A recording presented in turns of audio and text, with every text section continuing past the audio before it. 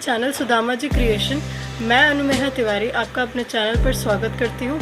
क्या आपने monkey pox के बारे में सुना है? ये एक वायरल इन्फेक्शन है जो अफ्रीका में सेंट्रल और वेस्टर्न देशों में पाया जाता है। ये कोई नई बीमारी नहीं है। फिर आप ये सोचेंगे कि ये आजकल ज़्यादा सुर्खियों पर क्यों है, न्यूज़ में ये समाचार इतना छाया हुआ क्यों है। ये इतना फेमस हो चुका है कि मेरी एक छोटी बहन है जो कि इस बीमारी को लेकर काफ़ी एक्साइटेड है। दरअसल बात यह है कि ये वायरस अब 7 मई को यूके में पाया गया है और अब तो ये इंडिया में भी पाया गया है और ये बहुत तेज़ी से फैल रहा है। मैं ये कंटेंट बहुत मेहनत से रिसर्च करके लाती हूँ और आसान भाषा में आपको समझाने की कोशिश करती हूँ। तो इस वीडियो को प्यार दें और चैनल को सब्सक्राइब ज़रूर करें ताकि हम और ऐसे कंटेंट ला सकें। तो जल्दी इस वीडियो को शुरू करते हैं। मंकी पॉक्स एक वायरल इन्फेक्शन है जो बुखार के रूप में दस्तक देता है। कुछ दिनों पहले ये अफ्रीका के सेंट्रल और वेस्ट देशों तक ही सीमित था, लेकिन लोग पूरी दुनिया में घूमते हैं तो ये वायरस भी उनके साथ घूमना शुरू हो चुका है। ये तो हम कोरोना काल में देख ही चुके हैं कि वायरस कितनी तेज़ी से लंबी दूरी भी तय कर सकता है।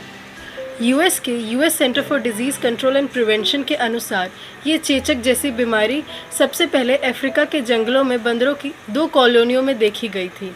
यह बीमारी 1958 में फैली थी और उन्होंने इस बीमारी पर रिसर्च की और इसका नाम मंकी पॉक्स रख दिया।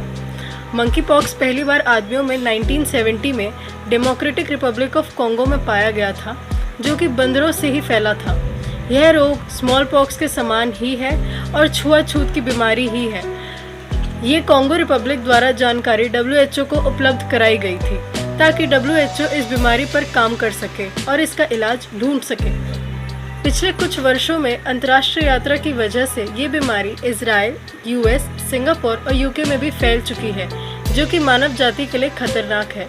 पिछले कुछ दिनों में ये इतनी तेज़ी से फैल रही है कि पिछले वीक WHO के डायरेक्टर जनरल ने इसे ग्लोबल हेल्थ इमरजेंसी घोषित कर दिया ताकि विश्व के सारे देश एक साथ मिलकर इस बीमारी का इलाज ढूंढें।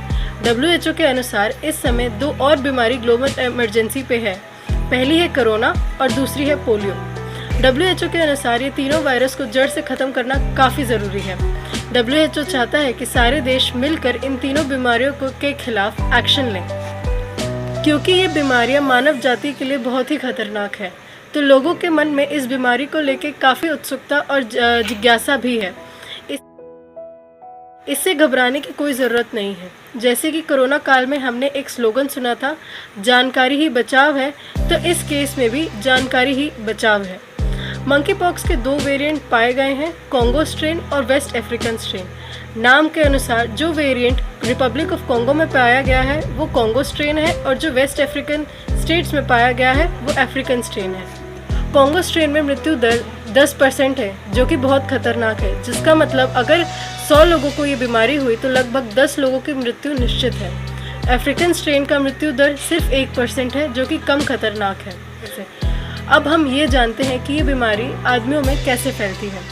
अगर कोई संक्रमित जानवर आदमी को काट ले तो ये बीमारी आदमी में फैल सकती है। इन्फेक्टेड जानवर के खून से सीधे संपर्क आने पर भी ये बीमारी फैल सकती है।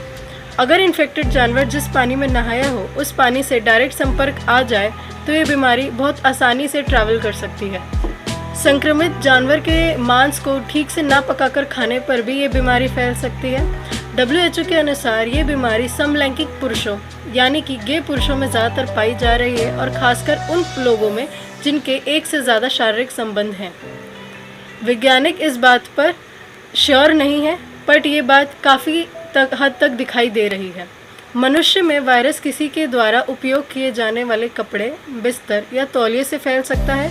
संक्रमित व्यक्ति की त्वचा के फफोलों या पपड़ी को छूने से या खांसने या छींकने से निकलने वाली बूंदों से ये वायरस फैल सकता है। मनुष्यों में मंकी पॉक्स का इंक्यूबेशन पीरियड 21 दिन है, जिसका मतलब है लक्षण 21 दिन के बाद दिखाई देने शुरू हो जाते हैं। चेचक की तुलना में लक्षण हल्के होते हैं। इसके लक्षण कुछ इस प्रकार हैं: काफ़ी दिनों तक हल्का बुखार रहना, हल्का हल्का हमेशा सरदर्द रहना, मांसपेशियों में हमेशा दर्द रहना, शरीर में थकावट रहना और लिम्फ नोड्स का सूजना। इसके शुरुआती लक्षण ये है कि बुखार के साथ रोगी के मुंह पर छोटे चेचक की तरह दाने 3 दिनों में दिखाई देने लगते हैं और धीरे धीरे अन्य अंगों में भी फैलने लगते हैं। और ये दाने गिरने से पहले एक पपड़ी बनाते हुए ठीक होते हैं। यह रोग अक्सर 2 से 4 सप्ताह तक रहता है। अब ये जानते हैं कि इस बीमारी का इलाज क्या है। रोग के लिए कोई प्रमाणित उपचार नहीं है और कोई दवा अभी तक नहीं बनी है। डॉक्टर आमतौर पर मरीजों को अलग थलग रहने की यानी कि आइसोलेशन में रहने की बात कहते हैं। ज़्यादातर विशेषज्ञ अस्पताल में यह सुनिश्चित करने की सलाह देते हैं कि पहले ये बीमारी फैलने से कैसे रोकी जाए, क्योंकि ये बीमारी बहुत तेज़ी से फैलती है और जो भी बीमारी के लक्षण हैं उनका इलाज किया जाता है, यानी कि सिम्टोमेटिक ट्रीटमेंट किया जाता है। और अंत में हमेशा की तरह एक ज़रूरी टिप,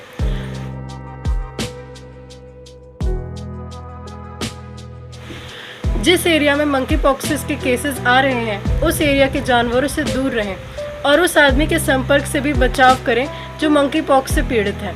समय समय पर हाथ को साबुन से धोते रहें और अल्कोहलिक सैनिटाइज़र का इस्तेमाल करते रहें। अगर गलती से किसी संक्रमित जानवर या मानव के संपर्क में आ गए हैं तो साबुन से नहाकर पूरे शरीर को सैनिटाइज ज़रूर करें। तो आप कमेंट कर बताएं आपको ये वीडियो और ये जानकारी कैसी लगी। हमारे चैनल को सब्सक्राइब करें, हमारी वीडियो को शेयर करें। धन्यवाद।